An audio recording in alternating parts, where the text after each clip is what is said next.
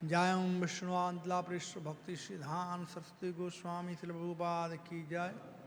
अनंत कोटि वैष्णव वृंद की जय। ग्रंथराज श्रीमद् भागवतम की जय। निताई गौर हरि प्रेमानंदे हरि हरि बोल। ओम नमो भगवते वासुदेवाय।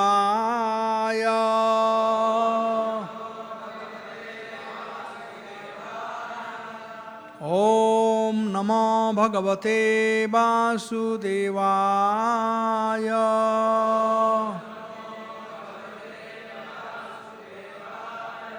ओम नमो भगवते वासुदेवाय।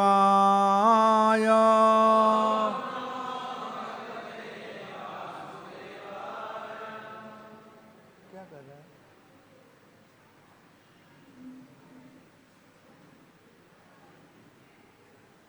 इधर आओ, ऊपर जाओ, बता उतर के बोलो। महाराज के ऑफिस के बाहर 15 मिनट के लिए हमारा कैसे आता है इनका घर एकदम तो कम है। क्या श्लोक है आज?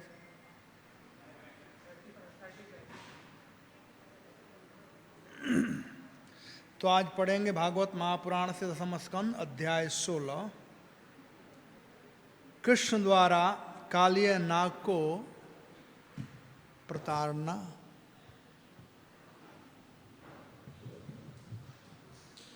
अंग्रेजी में क्या है प्रताड़ना?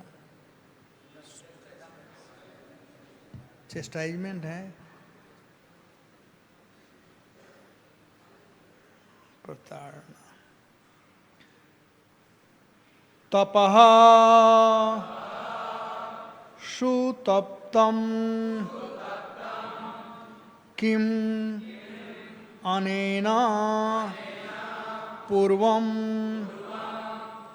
निरस्तमानेन च मानदेन धर्म अथवा सर्वजना अनुकंपया यत् भवान् तुष्यति सर्वजीवा तपसुतप्तं किमनेन पूर्वं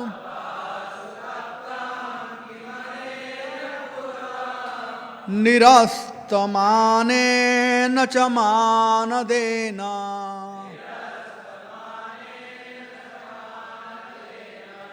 धर्मोऽथवा सर्वजनानुकंपया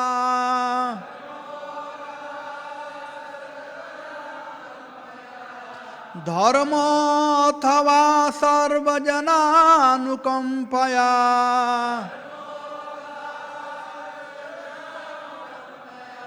यतो भवान् तुष्यति सर्वजीवा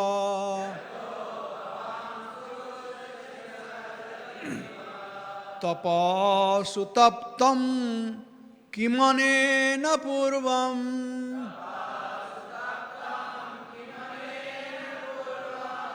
निरस्तमानेन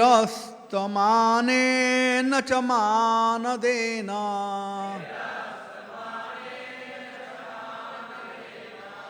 धर्मोऽथवा सर्वजनानुकंपया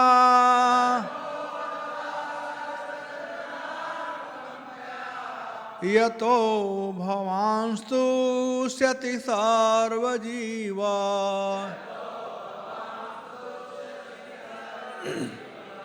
तपसुतप्तं किमनेन पूर्वं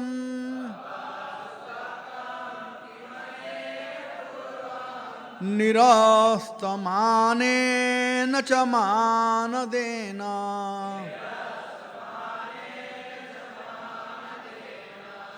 धर्मोऽथवा सर्वजनानुकंपया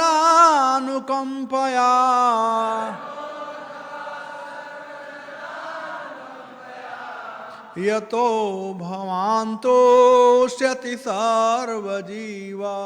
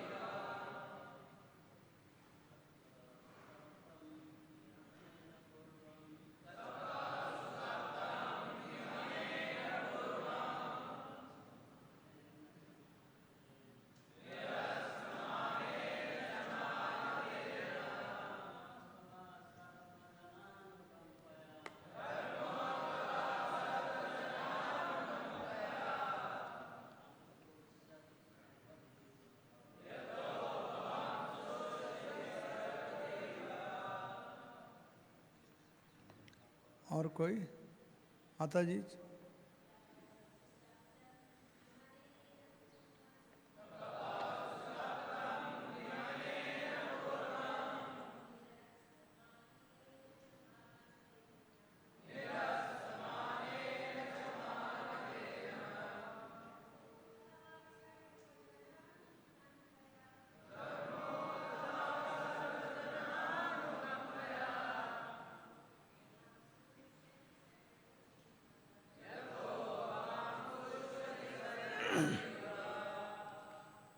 तपः तपस्या सुतप्तम ठीक से की गई किम क्या अनेना इस कालीय द्वारा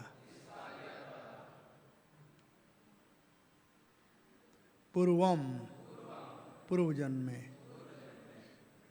निरस्तमानेन मिथ्या अहंकार से रहित होने से च तथा मानदेन अन्यों का सम्मान करते हुए धर्म धार्मिक कर्तव्य अथवा या अन्य कुछ सर्वजन सभी लोगों के लिए अनुकंपया अनुकंपा पूर्वक यत जिससे भगवान आप तुष्यति प्रसन्न होते हैं सर्वजीव समस्त जीवों के प्राणाधार। अनुवाद तात्पर्य भक्तिवेदांत स्वामी के द्वारा।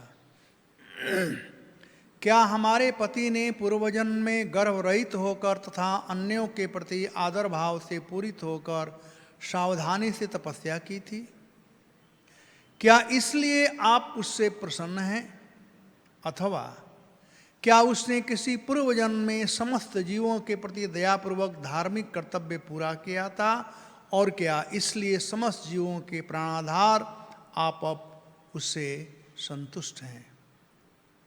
तात्पर्य। इस संबंध में श्रील प्रभुपाद ने भगवान कृष्ण भागवन अध्याय 16 में इस तरह टीका की है। नाग पत्नियां इसकी पुष्टि करती है कि जब तक किसी ने अपने पूर्व जन्मों में भक्ति द्वारा पुण्य कर्म नहीं किए होते वह कृष्ण के संपर्क में नहीं आ सकते। जैसा कि भगवान श्री चैतन्य महाप्रभु ने अपने शिक्षाश्रक में उपदेश दिया है, मनुष्य को चाहिए कि अपने को मार्ग में के तीर्ण से भी नीचे समझते हुए तथा अपने सम्मान की आशा न रखते हुए अन्यों का सभी प्रकार सम्मान करते हुए हरे कृष्ण मंत्र का विनम्र कीर्तन करते हुए भक्ति करें। नाग पत्नियां विस्मित थी। कि यद्यपि अत्यंत पापपूर्ण कृत्यों के कारण कालिया को सर्प का शरीर मिला था, किंतु अब उसके फलों पर भगवान के चरण कमलों का स्पर्श हो रहा है। निश्चय ही यह किसी सामान्य पूर्व का फल नहीं था। ये दो विरोधी तथ्य उन्हें विस्मित करते हैं। ओम अज्ञानतिमिरान्धस्य ज्ञानांजन शलाकया चक्षुर्जन्मीलितं येन तस्मै श्री गुरवे नमः। जय श्री कृष्ण चैतन्य प्रभु नित्यानंद श्री अद्वैत गदाधर शिवासदि गौर भक्तवृंद। हरे कृष्णा कृष्णा कृष्णा हरे Ram. Hemgiri, you can translate for them for the back side. Who is translating?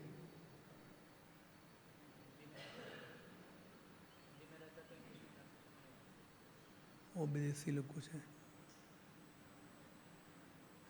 तो यहाँ पर नाग पत्नियां इस दृश्य को देखी जहाँ पर भगवान कालिया नाग का दमन कर रहे हैं, उसको फटकार रहे हैं। कालिया नाग कोई सामान्य व्यक्ति नहीं था, कोई सामान्य जीव नहीं था। अब जब भगवान वहाँ पर उसे शासित किए, तब नाग पत्नियां के हृदय से ये उद्गार अपने आप ही आ गया। ये नाग पत्नियां कोई सामान्य नहीं थी। ये नाग पत्नियां साध्वी थी, पतिव्रता थी। वास्तव में ये जो प्रार्थना कर रही हैं नाग पत्नियां, अपने पति के प्राण रक्षा के लिए प्रार्थना कर रही है। दो उनके पास चारा था या दो तरीका था। एक तो भगवान से पंगा ले, जैसे कि कालिया ने लिया था, और एक जो वो लोग कर रही हैं। यही असुर और सुर का में भेद देखा जाता है। जो असुर व्यक्ति होते हैं वे तुरंत चैलेंज करते हैं, और जो साधु स्वभाव वाले होते हैं वो लोग जानते हैं कि जो कुछ भी होता है भगवान के विधान के अनुसार होता है और अपने कर्मों के अनुसार होता है, इसलिए उसे वे स्वीकार कर लेते हैं। हम लोगों में प्रायः आसुरी प्रवृत्ति है, इसलिए हम लोगों पर कोई अटैक करता है तो या कोई हमें दंड देता है तो हम लोग जो दंड देता है उसको अपना शत्रु समझते हैं,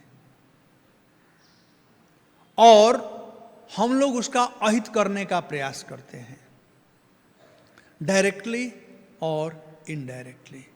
यही इस भौतिक संसार का स्वरूप है।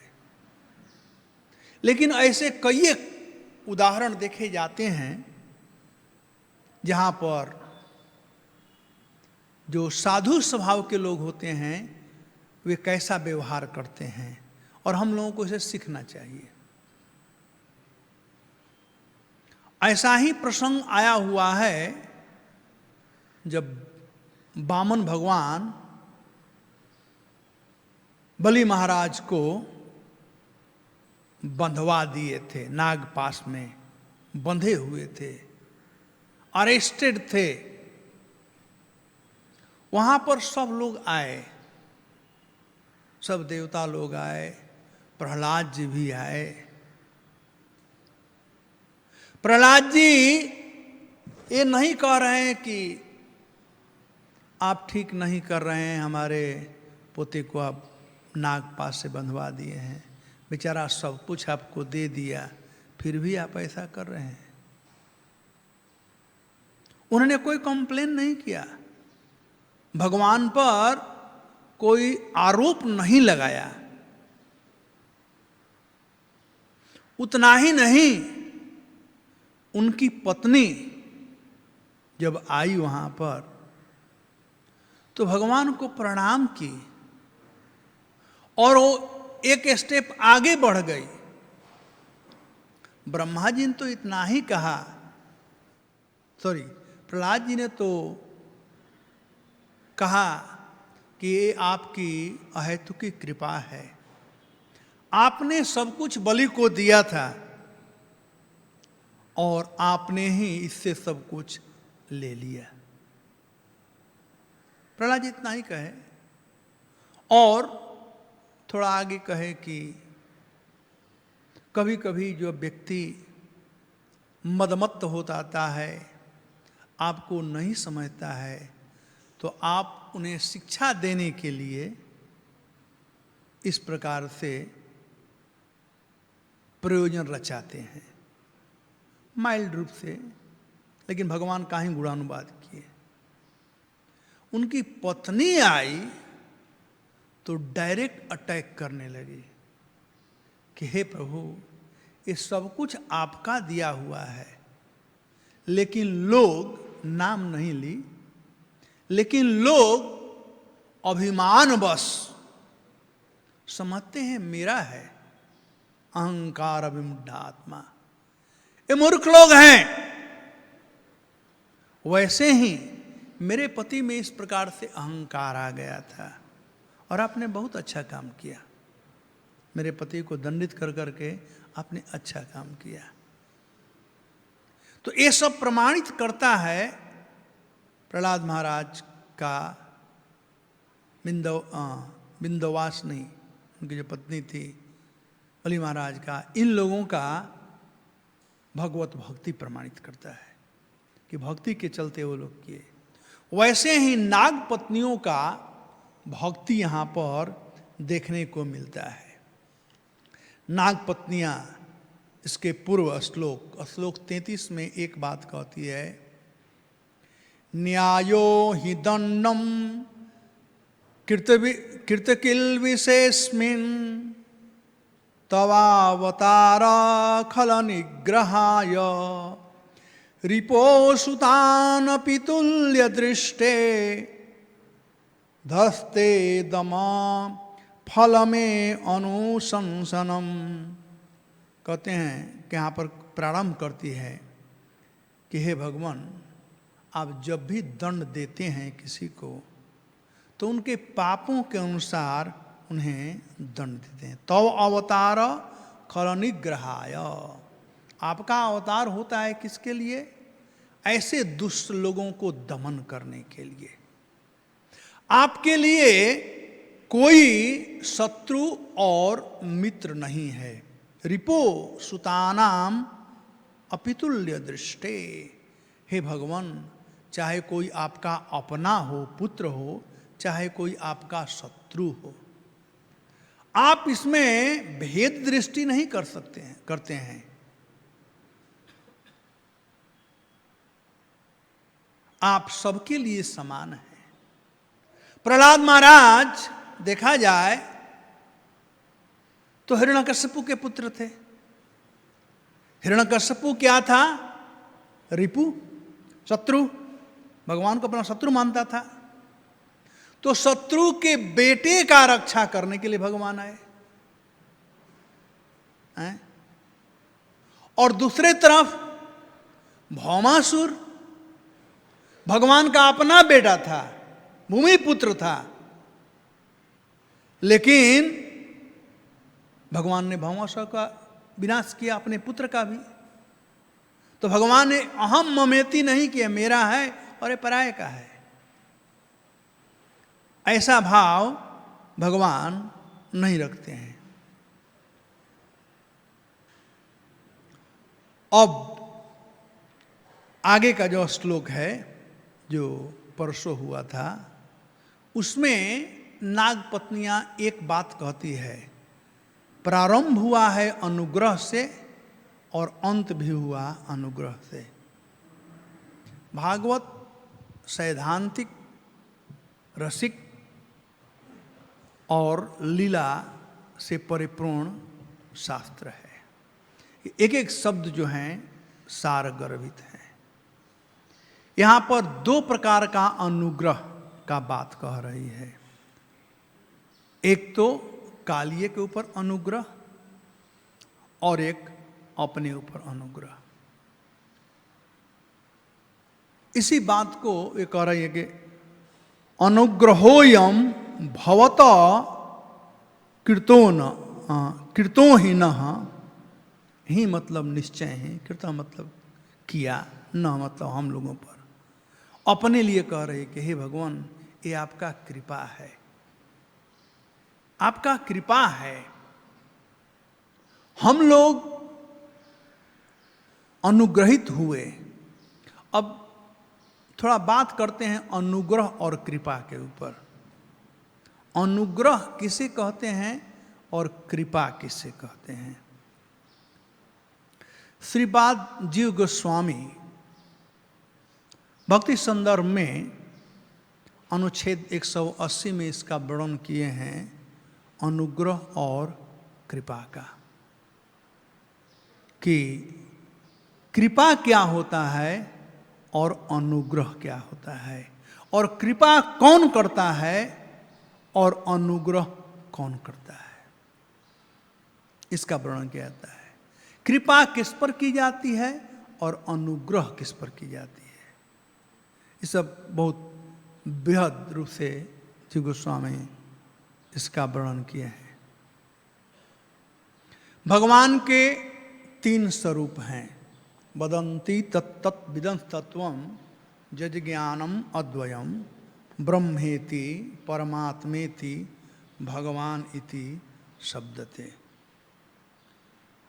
तो ब्रह्म जो स्वरूप है वो तो ऑल प्रोवाइडिंग भगवान सब जगह हैं, वस्तुओं के रूप में।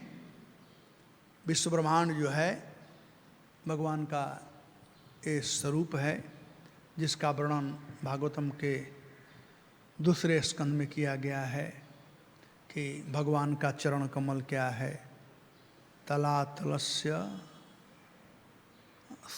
भगवान का सुतलम बीतलोयम, सुतल और बीतल भगवान के दोनों पैर के ये वर्णन किया गया है पूरा 14 भुवनों का। तो ब्रह्म स्वरूप है। अभी संसार को चलाने वाले जो हैं, संचारित करने वाले हैं, वे हैं परमात्मा। तो भौतिक संसार में जो कुछ भी होता है उसका संचालन परमात्मा करते हैं। उनके ही अनुमति से सब कुछ होता है। सुख दुख प्रदान जो करते हैं वो परमात्मा करते हैं। भगवान गीता में कहते हैं कर्मण्येवाधिकारस्ते मा फलेषु कदाचन। तो ये परमात्मा के द्वारा प्रदत्त है। हालांकि परमात्मा इनमें लीन नहीं है। परमात्मा का इस संसार से कुछ भी लेन देना नहीं है। वो निष्काम भाव से, निष्प्रिय भाव से केवल देखते रहते हैं, अनुमंता है, और जो जैसा करता है उसका फल भगवान व्यवस्था कराते हैं।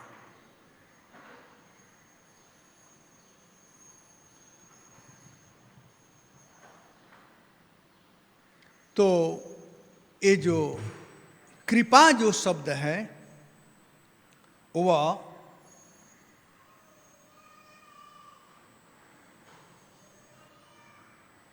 जाय से गौनताई की जाए।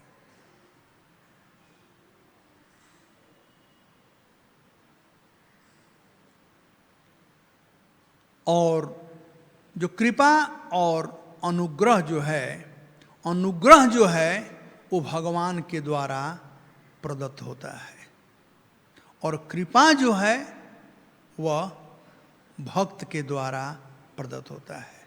कृपा भक्त प्रदान करता है और अनुग्रह भगवान प्रदान करते हैं। कृपा जीवों पर की जाती है जो इस भौतिक संसार में दुखी हैं उन लोगों पर, और अनुग्रह भक्तों पर की जाती है। जो भक्ति में लगे हुए हैं उन पर अनुग्रह की जाती है। तो कृपा अनुग्रह में अंतर हो गया। अनुग्रह भगवान करते हैं और भगवान का इस संसार से कुछ भी लेना देना नहीं है। कृष्ण का इस संसार से कुछ भी लेना देना नहीं है। वे मायातीत हैं, माया से परे हैं। वे तो केवल आनंद स्वरूप हैं, वे आनंद में ही लगे रहते हैं। तो भगवान अनुग्रह करते हैं अपने भक्तों पर और भक्त लोग कृपा करते हैं। अनुग्रह में दो शब्द है, अनु और ग्रह। ग्रह मतलब पकड़ना और अनु मतलब पीछे। जब भक्तों पर कभी दुख आता है तो भगवान अनुग्रह करते हैं, उनका निस्तार करते हैं, उनको पकड़ते हैं, दुख से छुटकारा दिलाते हैं। ये है अनुग्रह। एक बात और है कि जीव पर कृपा कब होती है, जीव पर अनुग्रह कब होता है, जब वो कृष्ण उन्मुख हो जाए। और कृपा कब होती है, जो विमुख जीव है उसको उन्मुख करने के लिए। जो 36 हैं उनके ऊपर कृपा होती है और जो 63 हो गए हैं उन पर अनुग्रह होती है। समझ गया कहने का मतलब ना? 36 में भी 3 और 6 है लेकिन उल्टा हो गया है, हैं? भगवान से जो मुख मोड़ लिए हैं उन पर कृपा होती है। और कृपा कौन करता है? भक्त करते हैं। भक्ति कौन दे सकता है? और वह है भक्त। भक्त ही भक्ति दे सकता है, भगवान भक्ति प्रदान नहीं कर सकते हैं भक्तों के द्वारा। कृष्ण से तुम्हार कृष्ण दीते पार, तुम्हारा सकती आछे।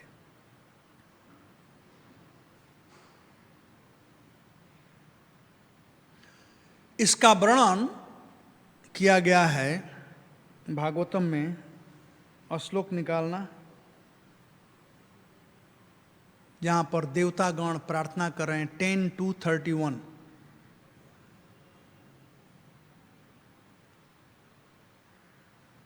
10:2-31।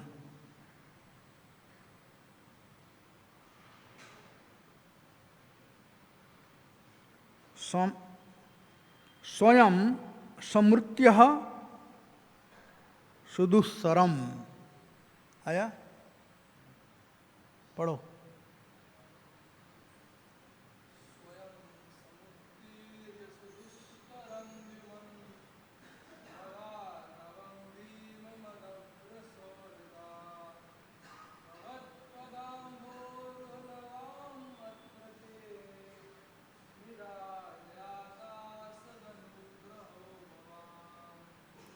हाँ, अंतिम लाइन क्या है?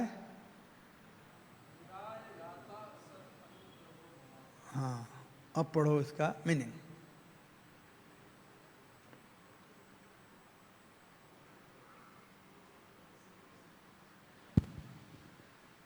O Lord, who resemble the shining sun, you are always ready to fulfill the desire of your devotee, and therefore you are known as a desire tree, Vansha Kalpataru. When acharyas completely take shelter under your lotus feet in order to cross the fierce ocean of nescience, they leave behind on earth the method by which they cross. and because you are very merciful to your other devotees, you accept this method to help them. तो very merciful to your devotee. तो अनुग्रह जो शब्द है वह है भक्तों के लिए। भक्तों का कृपा क्या है कि भौतिक संसार में वे लोग आकर के प्रचार कार्य करते हैं, ये उनका कृपा है, जीवों पर कृपा करने के लिए। अभी मैराथन चल रहा है, ये पुस्तक वितरण है, ये वैष्णवों का कृपा है, पुस्तक वितरण। और भगवान अनुग्रह करते हैं वैष्णवों के ऊपर।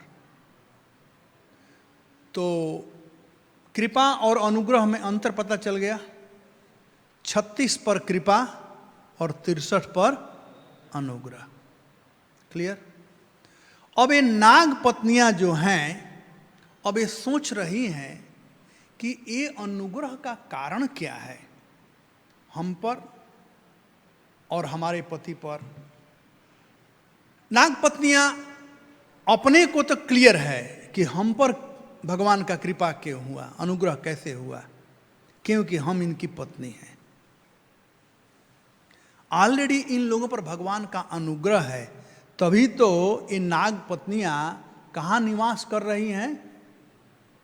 ब्रज में। ब्रज में भी कहाँ? जमुना में। और वहां पर भी इनको भगवान का सानिध्य प्राप्त हो गया। तो कितना इनका सौभाग्य है इन नाग पत्नियों का। इसीलिए वे कह रही हैं कि तो आपका अनुग्रह है। लेकिन वो क्रेडिट अपने को नहीं ले रही है कि हम लोग बड़े अच्छे भक्त हैं इसलिए आपने अनुग्रह हम पर किया। जो भक्त होता है कभी भी ऐसा बात नहीं सोचता है, बल्कि वो क्रेडिट दे रही है अपने पति को। तो जो पीछे का जो श्लोक था उसमें बताया गया था, अनुग्रहोयम भवत कृतो हिनो दंडो असताते खलु कल्मषापहम। आपने इस पापी को दंड दिया क्योंकि ये बहुत पाप किया था। कलमस आप हम, आपने इसके कलमस को, इसको पाप को खत्म कर दिया दंड दे कर। यदंत सुखत्वम अमुष्य देहिनम क्रोधो अपीते अनुग्रह एव सम्मत। भगवान कहते हैं कि वो कहती हैं गोपियाँ, नाग पत्नियाँ कि हे भगवान, ये आपका अनुग्रह है। चूँकि यह बद्ध जीव हमारा पति इतना पापी है कि इसने सर्प का शरीर धारण किया, अतएव उसके प्रति आपका यह क्रोध, उसके प्रति आपकी कृपा ही समझी जानी चाहिए। अब इस श्लोक को कहने के बाद तब आज का श्लोक आता है। अब ये नाग पत्नियां भी कंफ्यूज हो गई। नाग पत्नियां कंफ्यूज हो गई कि अरे ये तो सर्प जोनि को प्राप्त किया, ये पापी है, तो इस पापी पर भगवान का अनुग्रह कैसे हो गया? अनुग्रह के परिभाषा से गलती हो गया ना। अनुग्रह किस पर की जाती है? और कृपा किस पर? 36 पर है। संसारिक लोगों पर कृपा और भक्तों पर अनुग्रह। तो कालिय क्या था? 36 था कि 63 था? 36 था ना। और उसी बात को यहां पर वो लोग कह रही हैं। वो लोग कह रही हैं कि दंडो असताम, एक ऐसा था कालिया, दुष्ट, ते खलु कलमस आप हम। खलु मतलब निश्चय ही, कलमस आप हम। यह जो असत था, आपने इस असत व्यक्ति को, दूषित को आपने इसके पाप से दंड दे करके इसके पाप को हनन किया। यह आपका अनुग्रह है। तो अनुग्रह का कारण क्या हो सकता है और वही बात आज के श्लोक में बतला रही है। क्लियर हो गया? भूलना मत। अनुग्रह कित पर? 63 पर। तो ये कालिया 63 कैसे हो गया? वही बात वो लोग कह रही हैं जो कि आज के श्लोक में कहा गया है। तपा सुतप्तम किमने न पूर्वम। क्या इसने तपस्या किया था? कि आखिर 63 बना कैसे? क्या तपस्या कर करके बना? क्या तपस्या कर कर कोई भक्त बन सकता है? क्या तपस्या कर करके कोई, निकालो 7 7 52,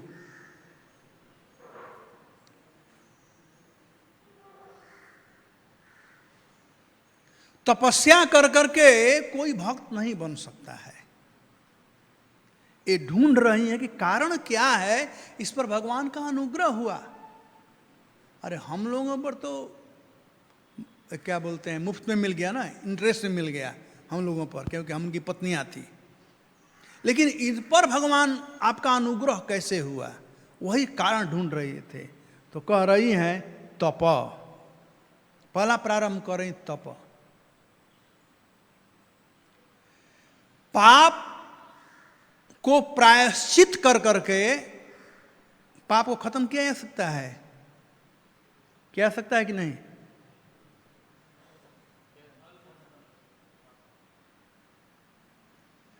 तपसा ब्रह्मचर्येण समेन दमेन नियमेन वा, क्या है ना 6 स्कंद में। तो अंत में कहा गया है केचित केवलया भक्त्या वासुदेव परायण। ये तपस्या उपस्या उतना काम नहीं करेगा। इससे केवल हम लोग क्या कर सकते हैं? अटोनमेंट कर सकते हैं। लेकिन ये अटोनमेंट जो है, पाप के फल को खत्म कर सकता है, लेकिन जो बीज है, काम करने, जो पाप करने की भावना है, इच्छा है, उसको खत्म नहीं कर सकता है। तो उसको क्या खत्म कर सकता है? केचित केवलया भक्त्या वासुदेव परायण अघधुनुमंती कार्ष्णेन या भास्करम। इस प्रकार से सूर्य के उदय होने से कुहासा छट जाता है, वैसे केचित केवलया भक्त्या, केवल केवला भक्ति के द्वारा यह संभव है। और वही बात यहाँ पर श्लोक 52 में कहा गया। निकाला?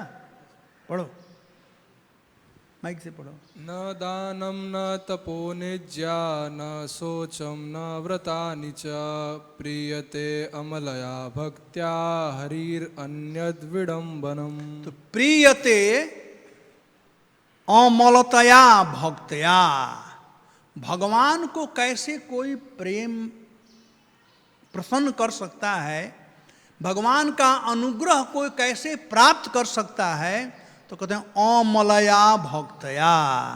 और वहां कहा गया केचित केवलया, तो केवला भक्ति, और यहां पर अमलया भक्ति, जिसमें मल न हो, यानी pure devotional service. I can be understood as I am by unalloyed devotional service. केवलया भक्त्या प्रियते अमलतया भक्त्या हरि अन्यद विडम्बनम। और कोई तरीका नहीं है भगवान को प्रसन्न करने का, और केवल तरीका है तो क्या है? केवला भक्ति है। तो शुरू कर रही हैं, ये है तरीका।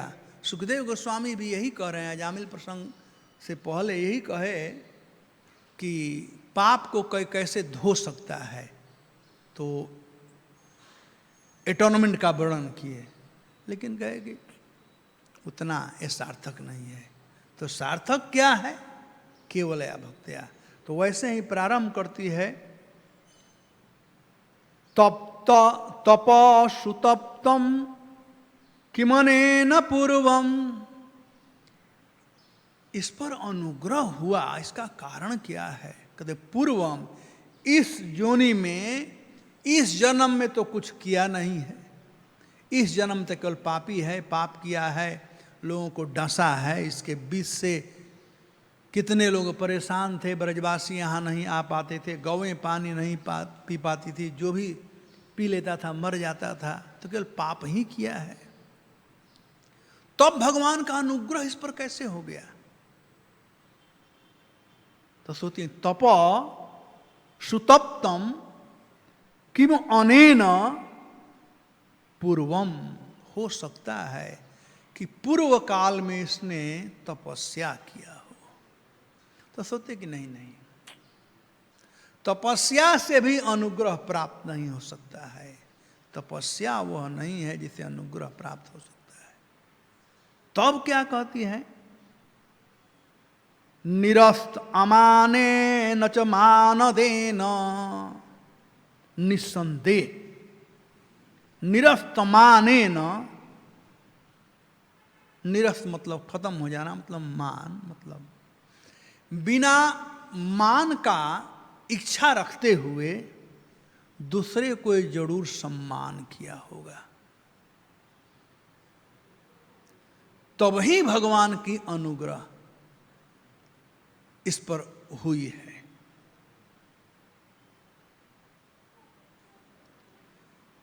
लेकिन वो भी सोचते कि नहीं नहीं, ये भी ठीक नहीं है। भगवान का अनुग्रह केवल अपने लिए मान न करना, दूसरे को मान दे देना, इतना ही पर भगवान का अनुग्रह हो जाएगा? नहीं नहीं।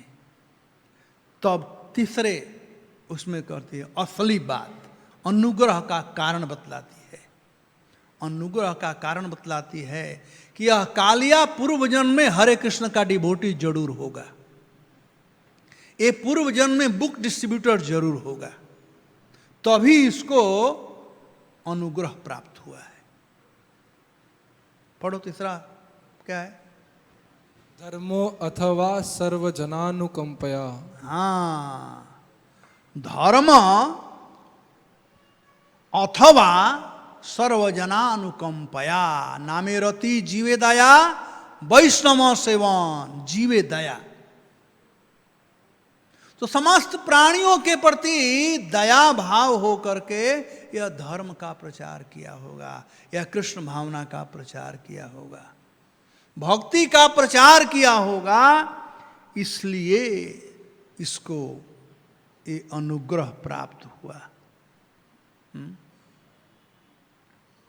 इच्छाओं को पूर्ण होकर जन्म मृत्यु के चक्कर में भ्रमण करने वाले देहधारी जीव आपके चरणों कमलों की धूल प्राप्त करने से अपने समक्ष सारे आशीर्वादों को प्रकट होते देख पा। नहीं नहीं, कहाँ गया? मैं दूसरा पढ़ रहा था। पूछ रही हैं, क्या हमारे पति ने पूर्व जन्म में गर्व रहित होकर था अन्यों के प्रति आदर भाव से पूरित होकर सावधानी से तपस्या की थी?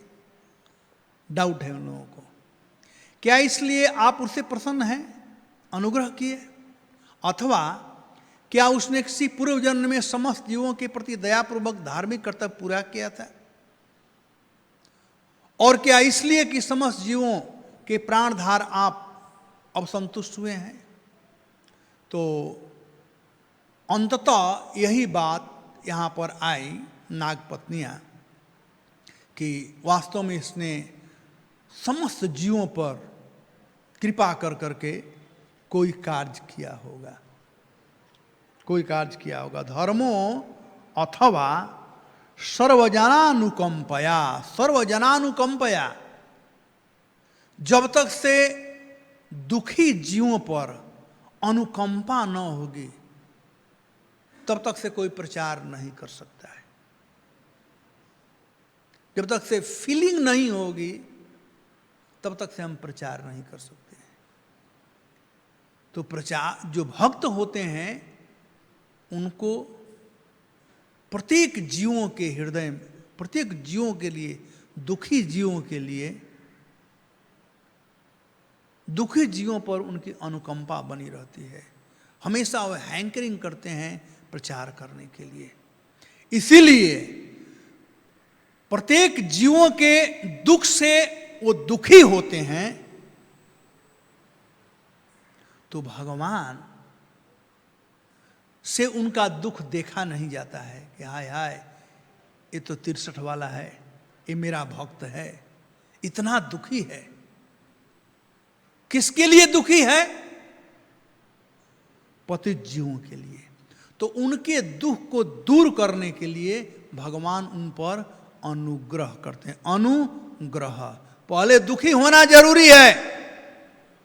जब हम पहले दुखी होंगे सांसारिक जीवों के लिए, तो भगवान का अनुग्रह प्राप्त होगा, और उसी अनुग्रह को हम लोग ट्रांसफॉर्म करेंगे कृपा के रूप में और दूसरों को दे सकते हैं। तो भगवान का अनुग्रह प्राप्त करने के लिए ये जरूरी है कि हम लोगों में जीवों के प्रति दुख की अनुभूति हो। जैसे प्रहलाद महाराज कंडेम करते हैं, कहते हैं कि ऐसे बहुत साधु लोग हैं जो स्वार्थी लोग हैं, और अपना स्वार्थ के लिए वे हिमालय द्वीप में तपस्या करते हैं। कैसे श्लोक है, किसी को याद है? मैं भूल गया हूं। हाँ, प्राय देव मुनयो, हाँ, मौनम चरंती बिजना न परार्थ निष्ठा। दूसरों के प्रति उनकी कोई निष्ठा नहीं, वो तो स्वार्थी लोग हैं। और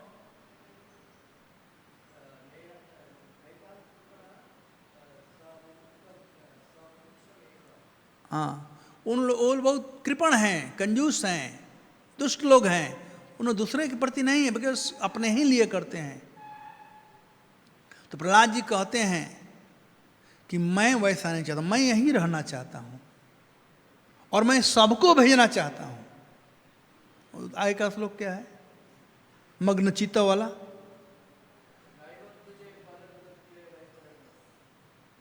मुझे इस संसार में या बैतरणी पार करने का मुझे कोई तकलीफ नहीं है। कहा भाई तुम अपने लिए क्या सोचते हो? कहा हमें कोई तकलीफ नहीं है। क्यों?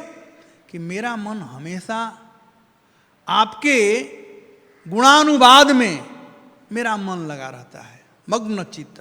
यदि मैं सोचता हूं, सोचे विमुख हो, मैं सोचता हूं तो किनके लिए सोचता हूं? जो 36 बन गए हैं, है ना? कैसे विमुख? और जो अपने इंद्रिय तृप्ति में लगे हुए हैं, उन दुष्टों के लिए मैं सोचता हूं। जो 36 बन गए हैं उनके लिए सोचता हूं। और यही सोचना जो है वह है कृपा। यही सोचना जो है कृपा है। तो भगवान अपने भक्तों पर अनुग्रह करते हैं, उन भक्तों पर जो जीवों के प्रति कृपा करते हैं। कृपा का मतलब बुक डिस्ट्रीब्यूशन करना, कृपा का मतलब प्रचार करना। कृपा का अर्थ एकमात्र है प्रचार करना। जब तक से सांस रहे प्रचार करो, जीवों के प्रति कृपा। और यह जो जीवों के प्रति जो कृपा है, उसके लिए यतो भवान तुष्यति।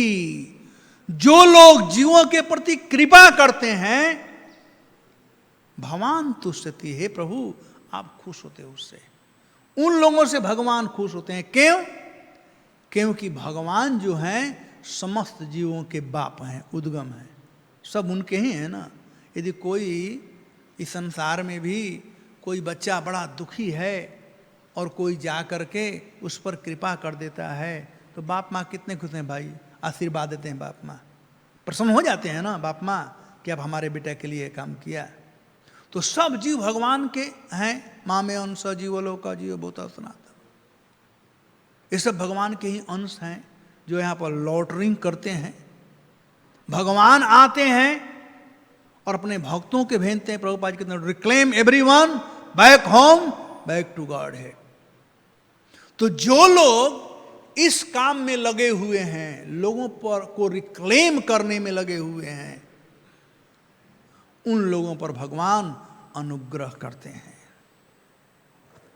क्लियर हो गया? अनुग्रह भगवान किस पर करते हैं? 63 पर। कोड लाइन समझ लो, 63 पर। किन 63 पर? जो 36 पर कृपा करते हैं, है ना।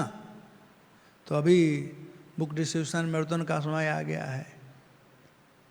अभी कोरोना के समय, इस समय, उस समय आराम किए, अब समय आ गया है आश्रम से बाहर निकलने का, कृपा करने का, है पुस्तक वितरण करने का। तो सभी भक्तों को जिस परिस्थिति में कोई हो, चाहे व्हील चेयर पर हो, चाहे कैसे भी हो, अपना बामन देव ना उसको भी ले जाना व्हील चेयर पर, वो भी कृपा कर सकता है।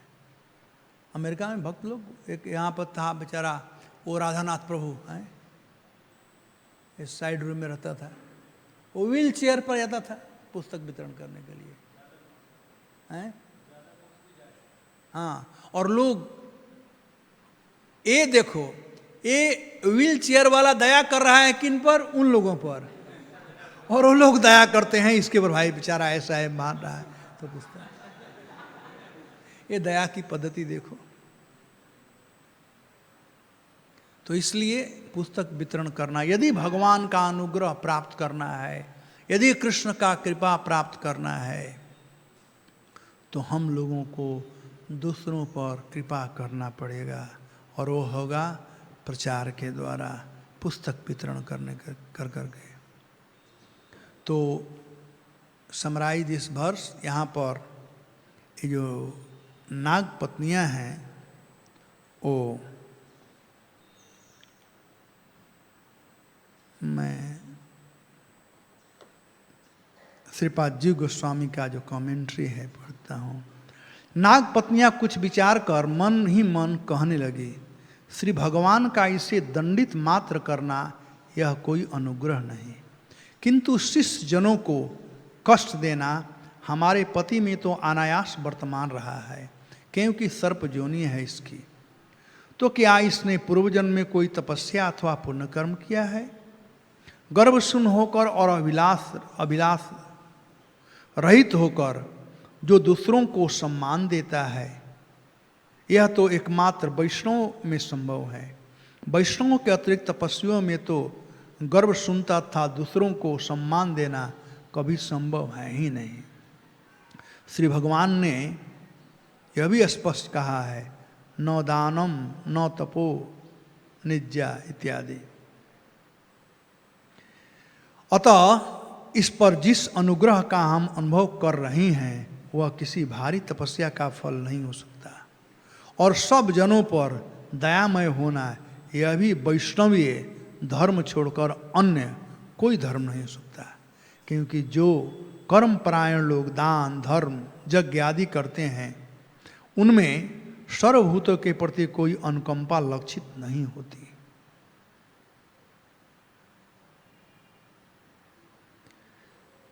उस सब के फल वे अपने इस लोक या परलोक सुख भोग के रूप में चाहते हैं।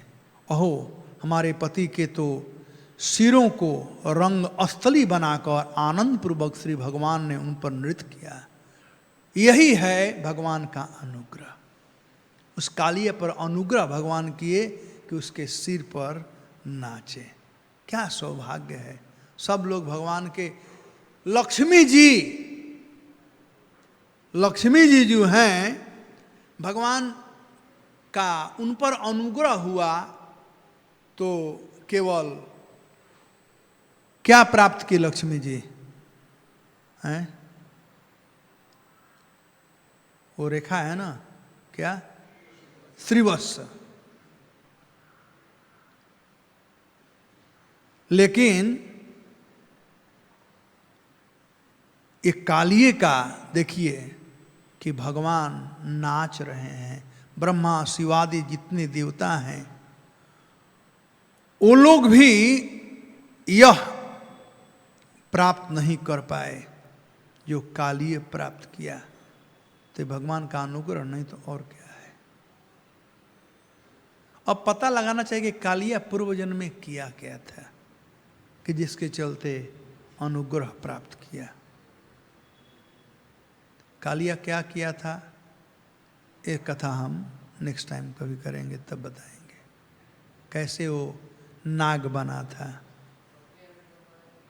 हैं?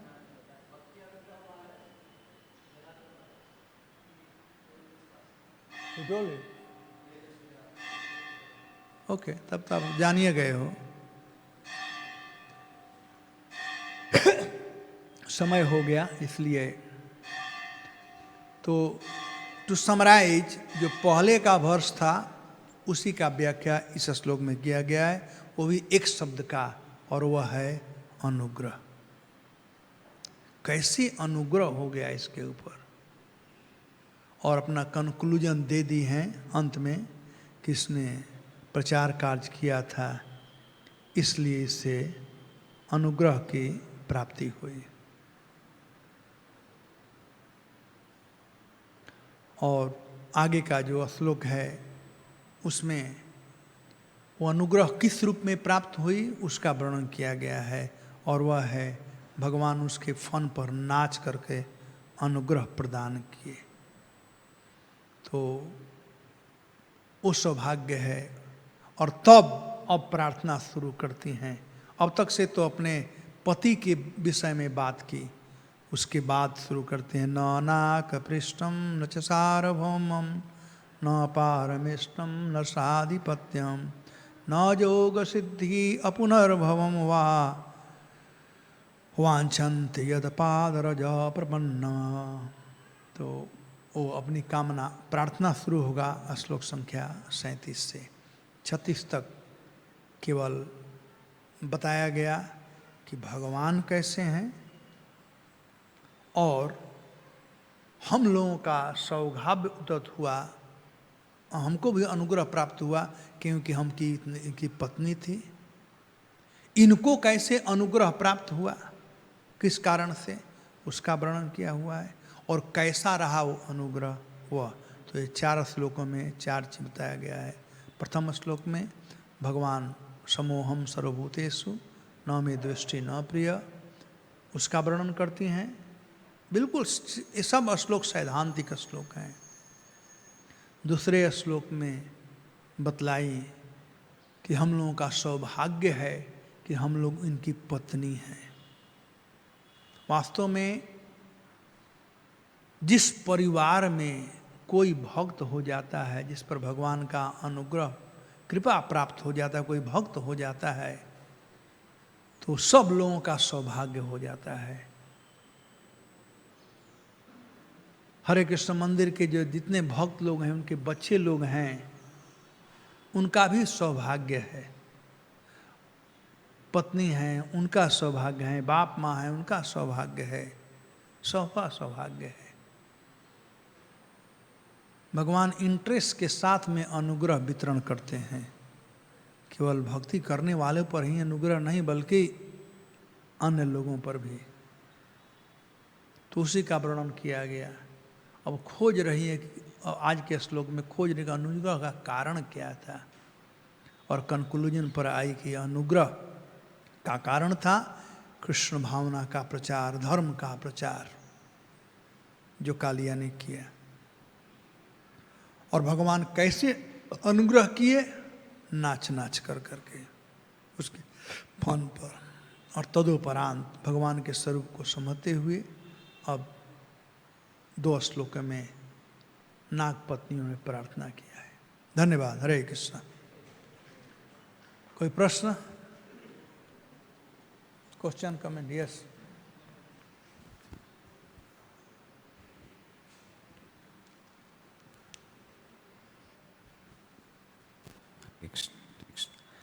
धन्यवाद प्रभु जी, बहुत अनुग्रह और कृपा आज और क्लियरली पता चला। 36 और 63 याद रखना, कोड वर्ड। 63 पर अनुग्रह और 36 पर कृपा। और तो अगर हम देखते हैं तो कालिया के ऊपर उनका अनुग्रह हुआ भगवान का, लेकिन बाकी सब जो भी जितने असुर हैं तो वो भी फिर यही कैटेगरी में आ सकते हैं अनुग्रह के, क्योंकि भगवान तो उनको कैसे भी मार सकते थे, लेकिन खुद अपने हाथ से ब्रज में बुला के उनको मारे, तो वो भी एक उन पर अनुग्रह हुआ है।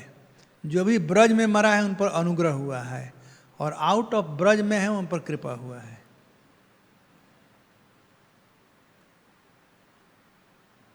तो उसका भी फिर हर एक का अलग अलग कारण हो सकता है फिर। ओके। पूर्व जन्म में कुछ प्रचार किए थे, भले असुर बन गए थे। पूतना देखिए, पूर्व जन्म में भगवान को अर्पण करना चाहती, दूध पिलाना चाहती थी, तो पूर्व जन्म में कुछ किया था। वैसे ही सबका कुछ न कुछ, हरिवंश पुराण में इसका अच्छी तरह से वर्णन है सबका। यस। कृष्ण।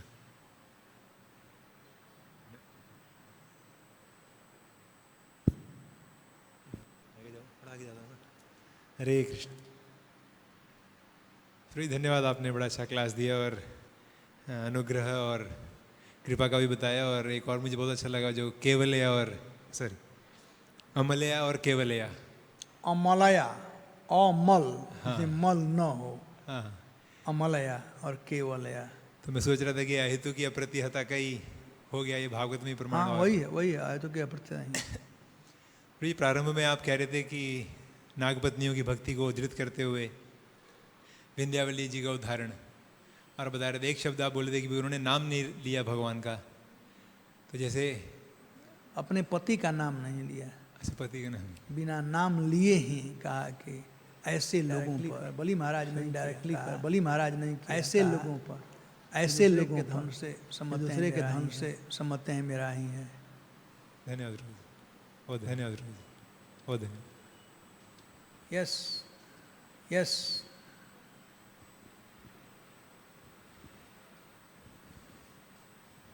हरे कृष्ण, हरे कृष्ण। धन्यवाद प्रभु जी, धन्यवाद प्रभु जी। आपने बताया जो अनुग्रह जो पिछले श्लोक में आया है उसका रेलेवेंस इस श्लोक में कैसे है। तो मेरा प्रश्न है प्रभु जी कि जो कालिया जैसे दो सारे ये कालिया और जितने भी डीमंस हैं वो सारे भगवान के भक्त ही हैं। पिछले जन्म में उन्होंने बहुत भगवान के कार्य में सहयोग किया। तो हम भी आसपास में देखते हैं कि ऐसे बहुत सारे भक्त हैं जो कि पहले उन्होंने भक्ति की है बट अभी वो भक्ति नहीं कर रहे हैं, वो कुछ गलत कार्यों में जुड़े हुए हैं। तो हम उन भक्तों को कैसे देख सकते हैं, क्योंकि भगवान की कृपा उनको मिल रही है। भगवान कहते हैं भगवद गीता में अपि चेतसु दुराचारो, तो भगवान उनको भक्त मान रहे हैं बट हमारा आउटलुक वैसे भक्तों के प्रति कैसा होना चाहिए। किन भक्तों के प्रति? किन भक्तों जो भक्त भक्ति कर रहे थे बट कुछ कारणवश उन्होंने भक्ति छोड़ दी है इस जन्म में ही। तो उन पर कृपा करो, प्रसाद दिया करो, जैसे भी उनसे दोस्ती रखो। अगर सीनियर हैं या सीनियर है तो उनको प्रणाम किया करो, क्या तकलीफ है। किसी प्रकार से आपसे वो संबंध स्थापित कर ले। नास्तिक से नास्तिक भी कृष्ण का ही तो अंश है ना, 36 हो गया है। तो कृपा के कई एक फॉर्म होते हैं। कहते हैं अश्रद्धालु को हरि नाम का उपदेश नहीं देना चाहिए, नौ अपराध है ना। लेकिन इसका मतलब क्या है, उसका प्रचार नहीं करेंगे। हरि नाम का आप उपदेश मत दो, प्रसाद दे सकते हो। Be a gentleman with him. Hare Krishna ही मत बोलो। मुझे हमेशा मैं कहता हूँ कि हमारे एक थे चंद्रमोहन आर्या, अब बेचारे नहीं रहे। तो हम लोगों में इतना मित्रता हो गई थी कि हम लोगों ने कहा कि हम लोगों में ये बात था कि मैं उनको नमस्ते कहूँगा और वो मुझको हरे कृष्ण कहेंगे। एक दूसरे को एड्रेस कर, जब मिलते थे ना, तो मैं जब हरे कृष्ण बोलता था तो वो नमस्ते बोलते थे। तो मैंने कहा एक बार उल्टा करते हैं, मैं नमस्ते बोलूँगा, आप हरे कृष्ण बोलोगे, ठीक है कोई बात नहीं। तो मैं जब भी मिलता था उनको नमस्ते बोलता था और हरे कृष्ण बोलते थे। लक्ष्य क्या है, जे न के न प्रकारेण मन कृष्ण निवेशित, कैसे भी मन कृष्ण में लगे। यदि मेरा नमस्ते बोलने से ही यदि वो हरे कृष्ण बोल रहा है तो तो क्या तकलीफ है? नमस्ते बोलने से नरक में तो मैं नहीं जाऊंगा, जाऊंगा भी तो कोई बात नहीं, लेकिन हरे कृष्ण वो तो बोल रहा है ना। तो भक्तों को एक्सपर्ट होना चाहिए कि कैसे लोगों को कृष्ण भावना भावित बनावे। इसलिए कहा गया संबंध अविधेय प्रयोजन, डोंट जंप ऑन प्रयोजन। सबको शुद्ध भक्त आज मत बना दो, पहले संबंध स्थापित करो, बी फ्रेंड। सत गोस्वामी यही का धीरा अधीरा जनक प्रिय प्रिय करो। संबंध के द्वारा सबके प्रति वो लोग प्रेम रखते थे। प्रभुपाद जी सबके प्रति प्रेम रखे थे, इसलिए लोग जो भी प्रभुपाद के संग में आया एक बार भी याद करते हैं, अरे स्वामी जी से हम जुहू बीच मिले थे, हैं? याद करते हैं। तो संबंध बहुत जरूरी है। संबंध विभिन्न प्रकार से बनाया जा सकता है, प्रसाद दे कर करके, गुड बिहेवियर कर कर करके, उनको हेल्प कर कर करके। उसे परिवार में कोई मर गया है तो हम साथ में जा सकते हैं, वहाँ पर संबंध स्थापित होता है उससे।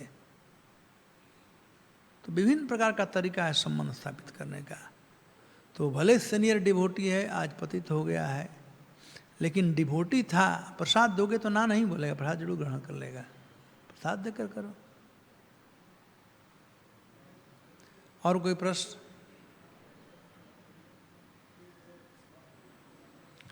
All right, okay.